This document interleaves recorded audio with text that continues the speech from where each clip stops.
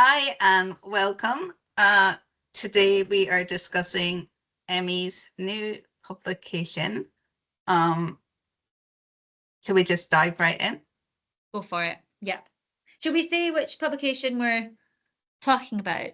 Yeah, I was just gonna say, why don't you start with the title? Introduce yourself first and tell us what the title of your paper is. That's a very good question. I feel like I know the contents of it better than the title. But anyway, yes, my name is Emy.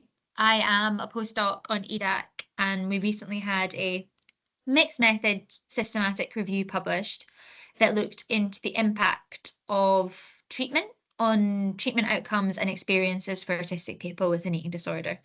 So we looked at the whole kind of evidence base as it was at the moment to kind of understand what treatment outcomes and experiences are in this kind of population. Is that what a systematic review is? Like, do you systematically review everything? You essentially, yes. So a systematic review is you have like a research question and you pull together all the kind of existing papers that have answered it. So at the end of the day, you kind of get one paper that's kind of summarizes the current evidence for that field. So this was a systematic review, but it was also a mixed method systematic review because we looked at papers that reported on treatment outcomes, which tend to be more numbers and kind of more measurable things. And then we also included like experiences, which is more qualitative and what that means to an individual. So not necessarily measurable, but more about meaning and experience.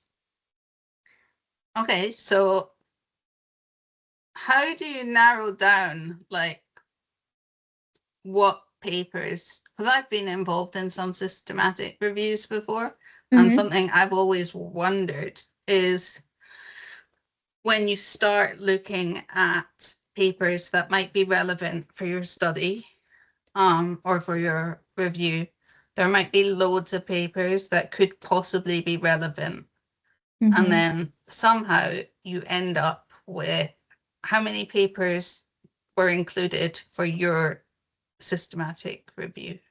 So we ended up with 17. We Okay. ended up with 15 quantitative, so the more numbers and measurable, and two qualitative, so more about the experiences. So But I how mean, do you decide like what comes into that cluster of 17 and what doesn't? that's a very good question. So there's quite a lot. Prisma are a kind of, I don't know what you call Prisma. They're like an organization. Essentially, they're guidelines to how to conduct a systematic review.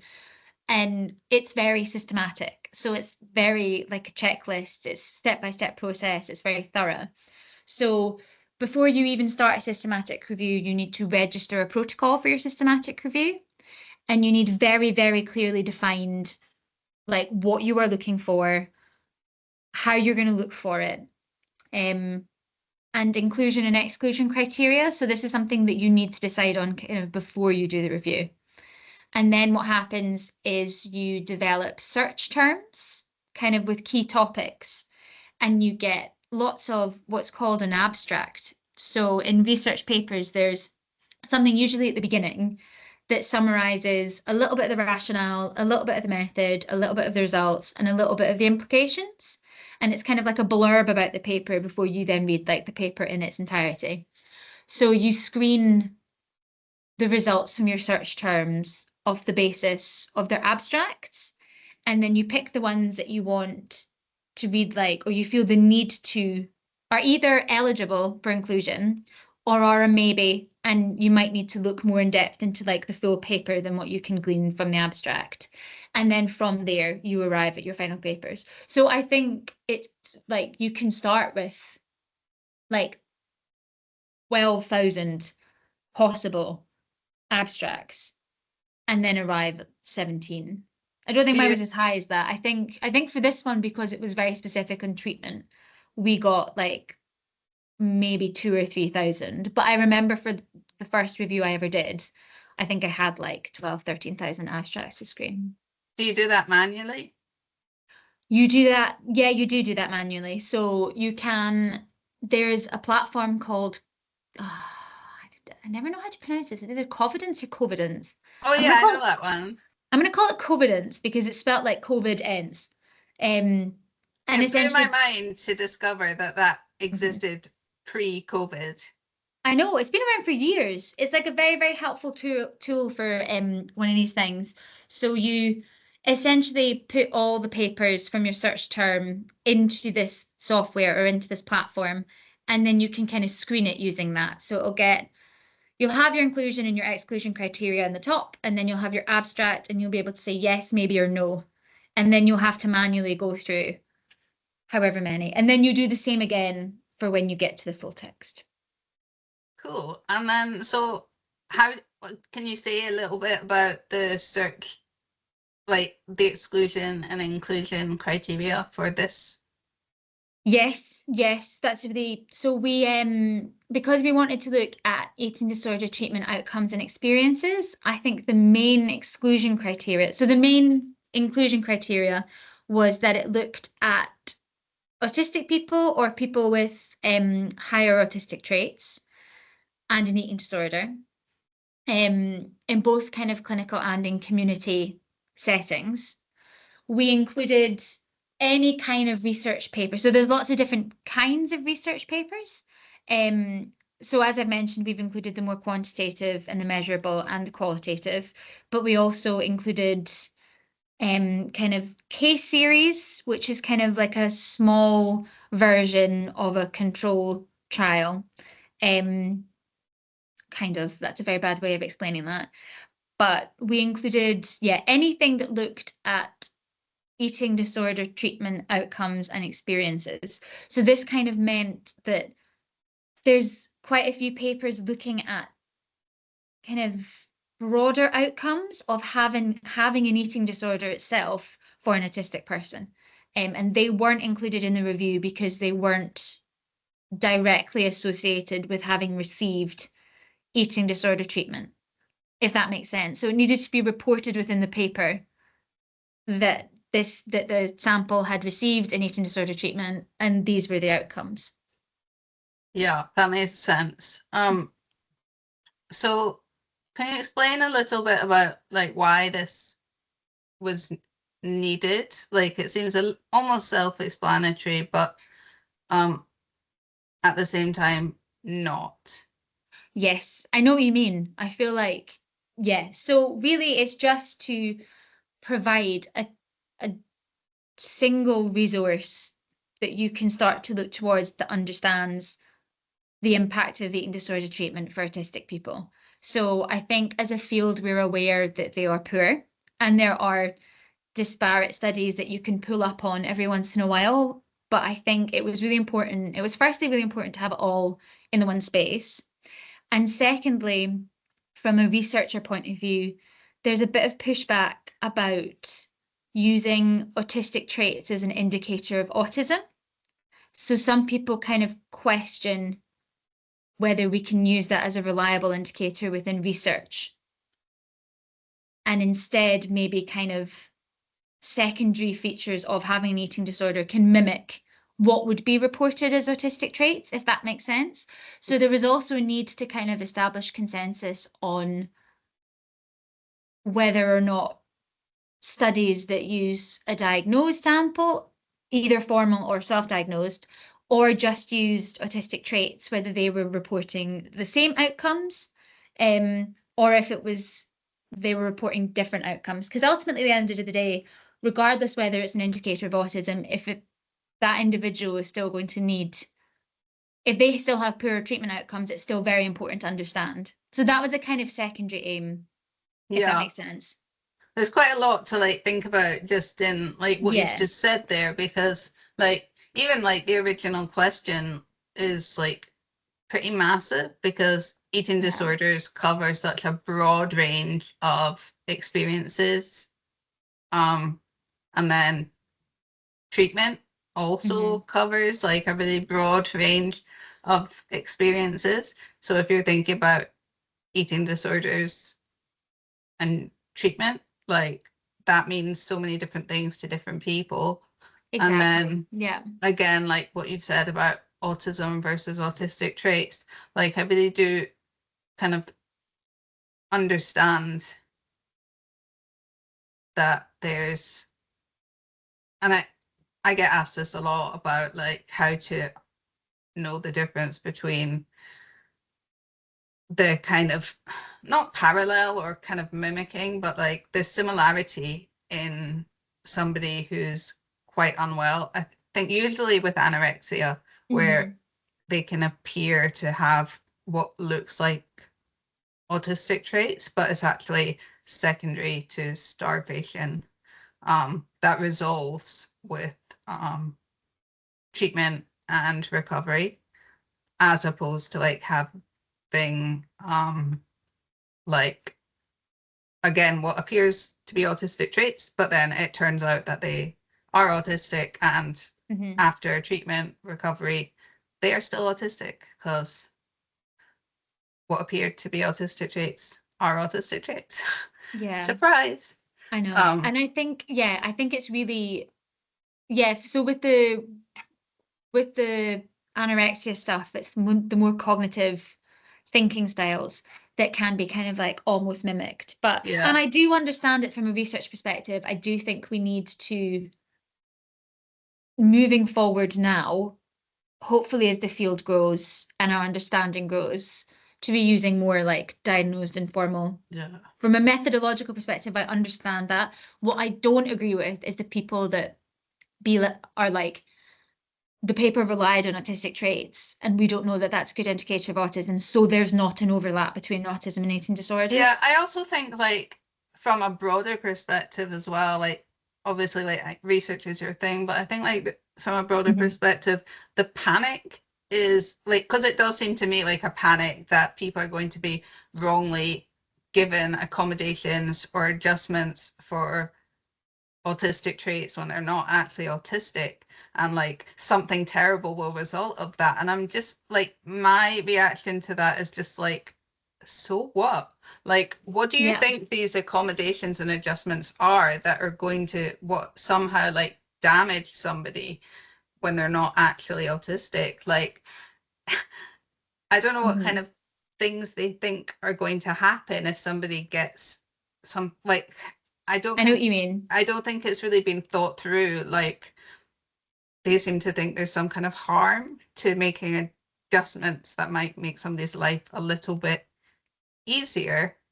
And it's like, I don't know, they seem to think we'll be colluding with their eating disorder in some massive, significant way that's going to hinder their recovery because they're suspected of being autistic. I just don't really And follow the yeah. logic, and it really frustrates me as somebody who was undiagnosed as and treated as if they weren't autistic. Mhm. And I think the dangers of that are far higher than thinking somebody is maybe autistic and adapting to that.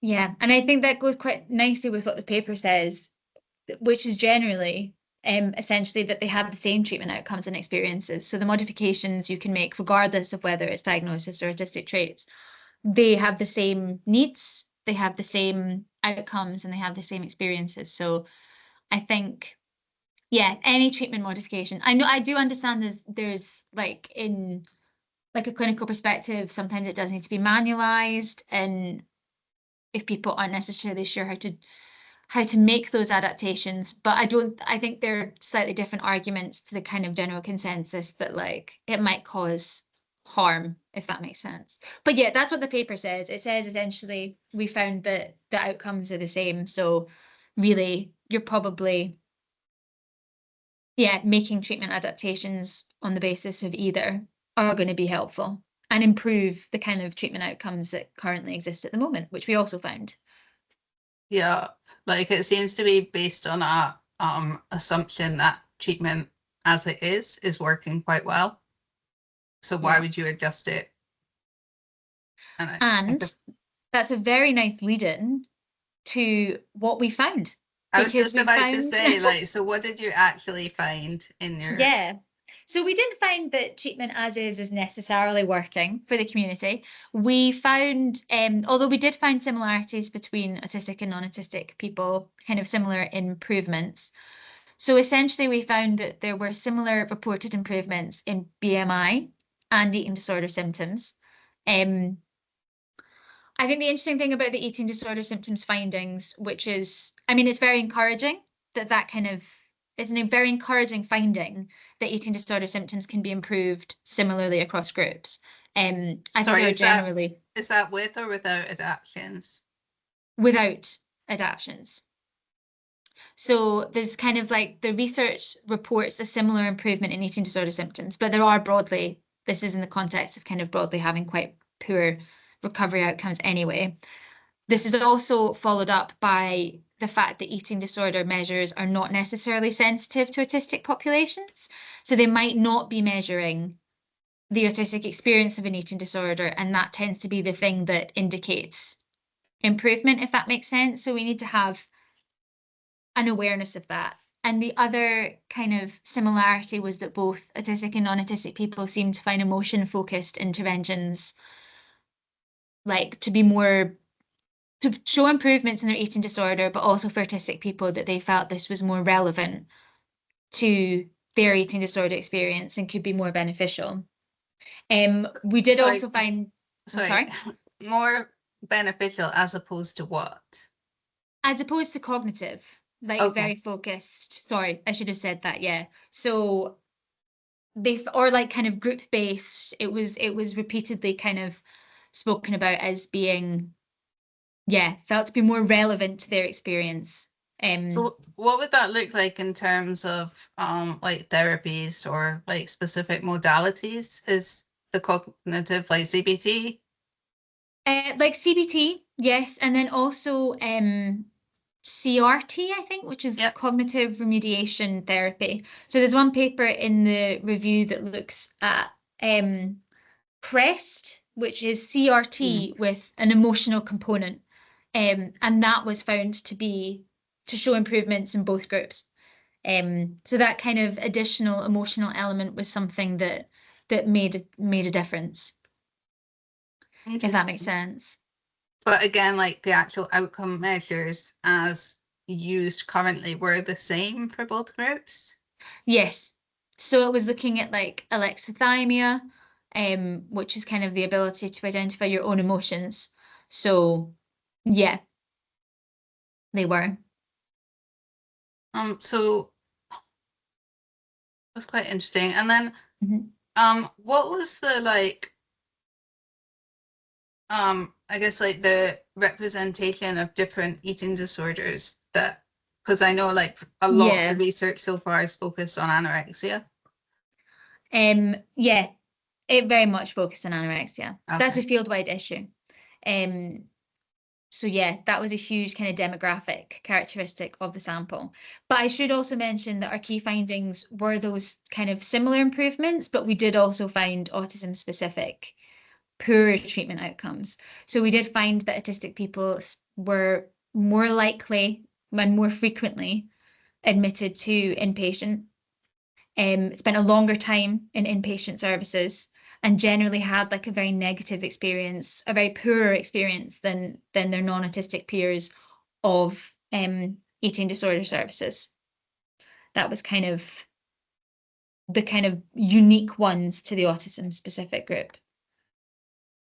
And That's they were really also much more likely to have higher rates of mental health difficulties both before and after I was just receiving about eating to disorder ask, treatment. was there like confounding factors like Mhm, that you looked at as well, like co-occurring conditions and like late diagnosis? What mhm. what other things like stood out to you about what you looked at? That's a very good question, actually. I think there was a few, so we didn't look at them, to my knowledge. I don't know if there are any papers that have controlled for co-occurring conditions in terms of treatment outcomes and experiences. I'd love to be proven wrong. I might be wrong. I don't think I'm wrong. But like in terms of actually controlling for that, there are, however, a few papers that report that just report levels of mental health difficulties before and after without really controlling for it or looking at the impact that will have directly on treatment outcomes and experiences. So that would be a really, really interesting avenue for future research, because we know that like autistic people with an eating disorder have both mental but also like a lot of physical co-occurring conditions that can impact their experiences, can impact their eating disorder, can have diagnostic overshadowing, like they are very, very poorly understood within eating disorder services. So I think for me, that was the most interesting and the most probably, yeah, the most important one for future research and how to Yeah. think about really, really understanding this relationship more. Yeah, we also know that like an autism diagnosis often comes for girls and women anyway, after like many, many other wrong diagnoses. Yeah, so misdiagnosis and late diagnosis is not something that has been looked at within the impact of eating disorder treatment, Yeah. which should be, for sure. Yeah, it's like a personal interest of mine, I think, just because like if somebody gets a diagnosis after like many, many years of misdiagnosis, like there's likely anxiety and trauma and trust issues there, which I don't know, I don't think it's looked into or thought about enough, but it's Yeah. super interesting, I think. I Um, agree. yeah, if anyone's listening and wants to take that forward, Please that would be do. great. Yeah. Um, so back to the actual like research. hmm How does this like contribute to the literature and like in terms of like what's next and hmm Well, I think you've actually done a really good. I feel like I should just ask you to write all my directions for future research for every paper I ever write, because yeah, that's essentially everything that we've just, so the mental health difficulty stuff and the impact of, so I think we've quite nicely summarized it in terms of what else could come into play in this relationship. I think that would be really exciting. Um, I think developing measures of eating disorder symptoms that have been validated in autistic populations, so kind of autism specific, um, measures of eating disorder symptoms would really, really advance the field. yeah. If we're looking at like, and I think we've spoken about this before, that a lot of papers look at, I always get this confused. They get autistic and non-autistic people, and that's who they compare. But I think it would be really helpful if you were looking at autistic people compared to autistic people with and without an eating disorder. Yeah. And I think doing that will really advance the field as well, and having that validated measure would help us understand the improvements in eating disorder symptoms and have more implications for recovery. And yeah, I think just in terms of like the treatment um, implications and kind of what the conversations we hope that MDTs and clinicians will start to have of the basis of this is kind of immediate kind of treatment adaptations, like you said, whether or not it's high autistic traits, just kind of making them as soon as possible, to kind of negate the treatment outcome, the poor treatment outcomes and experiences, but also maybe further down the line developing, like we're wanting to develop autism specific measures, maybe we develop autism specific treatments. So not necessarily adapting the ones that are currently that have been developed more for neurotypical people, maybe developing new ones that are, much more aligned with, made by and aligned with autistic experiences of an eating disorder. No biggie, but they would be my big ones. Yeah, I agree with that. Like I think it's long overdue. Yeah. Um, and I think like I don't know if you agree with this, but I think one of the barriers is the kind of fear that non-autistic people have of like giving somebody a diagnosis that's not warranted. Yeah. Yeah, and I understand that to like a certain degree. I do as I say we need to develop like autism specific interventions. Like I think we do, but like I think it then gets tricky because autistic traits may be elevated independent of diagnosis, like who gets what. And I think Yeah. conceptually that would be quite tricky. So it might be a better recommendation to say having of the people who are developing new interventions, have autistic people as well as non-autistic people develop an intervention that can then be, adapted for regardless of who it is. So maybe not having neurotypical and autistic interventions, having one that's made for both and can be modified for both. Yeah, I think like I think like the like I think I maybe worded it not so well. I agree with you. What I Yeah. mean is like the conversation around having high autistic traits versus having a formal diagnosis Yep. um bothers me Hmm. because I know the benefits and the demonstrated like research back like evidence-based benefits of like having a diagnosis in terms of identity formation and all that kind of good stuff.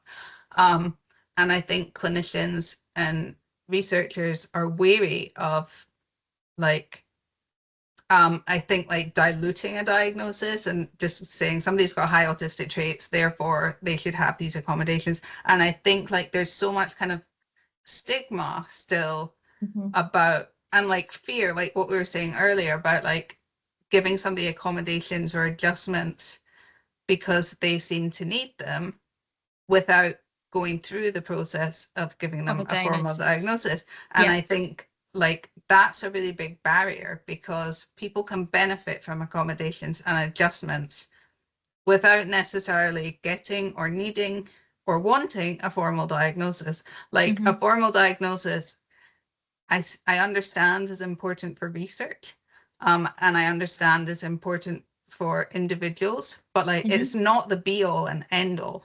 And somebody might No. benefit from autism specific, like, or what we've described as like autism informed, I guess, treatment. Hmm. Um, Again, without like a specific, like a formal diagnosis, if they're identified as having high autistic traits, they might benefit from autism informed treatment. And then that's great. And if they want to pursue a diagnosis or access a diagnosis at some point, that's also Hmm. great. Like they should be about like patient centered care and what patients need. And Yes. that Hmm. shouldn't stand in the way of like, do they have traits? Do they have a diagnosis? Like, I feel like that becomes so obstructive to like, do they get CBT and cognitive therapy or do they get emotional therapy? Like, actually, like, Yeah. I know what you mean. And I think that's what we were kind of like, yeah. And I think what we need more research to basically say, and I think that's hopefully what the systematic review can help with, saying that like it actually doesn't matter mhm, whether or not you have a diagnosis. There are poor treatment outcomes and there are negative treatment experiences in studies that looked at both people with a diagnosis and people with autistic traits. Like they're the same, is essentially yeah, what we found. So that's like an empirical argument yeah, for treatment adaptations regardless. So I think if we can have, because obviously clinical change needs an evidence base, but researchers are historically really far behind yeah. clinical observations. So like we're trying to catch up at like the speed of no, and it's hard to make that because it works both ways. Like the research needs to be done to make the clinical implications, but But like, clinicians are frontline. we do also know that like treatment outcomes, like you say, are poor. And Mhm. then we're also very bad at like predicting who's going to respond to treatment. Like Yeah. we don't know who will respond and we don't know why we don't know. Like we're not able to predict. And Hmm. so like it could just be that some kind of subtypes of eating disorders have a different kind of neurological basis Hmm. and will respond to a more emotional type of treatment. Like Yeah, we're I still agree. so early in understanding like these mechanisms in some like we've come so far, but we're also still so Yes. Yeah. I think that's quite a key like take home message as well. Like we are a small field that have historically been like embarrassingly behind the times in terms of like actualizing this and improving autistic people with an eating disorder with their lives and their treatment outcomes. But like, we are a growing field, and these things with like clear clinical implications are becoming more of a priority within the community, and hopefully, yeah, that can be translated much faster than it has been. Yeah. Oh, I feel like we've covered quite a lot. So just to finish up, like, because I've got loads to think about, and I'm sure anyone watching will. Where is this going to be disseminated? Where can we find you speaking about this? Where are you promoting this? Where are you influencing? Where are you hashtag sharing? Where am I hashtag sharing? Okay, I don't know how much influencing I'm going to be doing, but great question. So it is published in the International Journal of Eating Disorders, and it is open access, but I know for a lot of people that's probably useless.